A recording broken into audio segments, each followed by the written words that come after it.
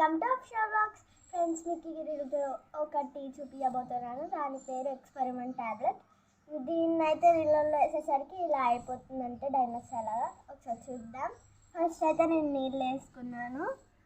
Next tablet వేసుకోవాలి. చూడండి tablet. Minutes తర్వాత డైనోసార్ అలా మారిపోతుందంటే చూద్దాం.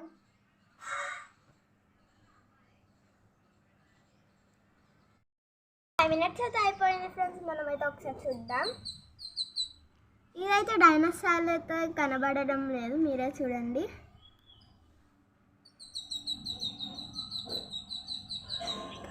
దీని పేరేంటో మీరు ఒకసారి కింద కామెంట్ చేయండి. Bye bye.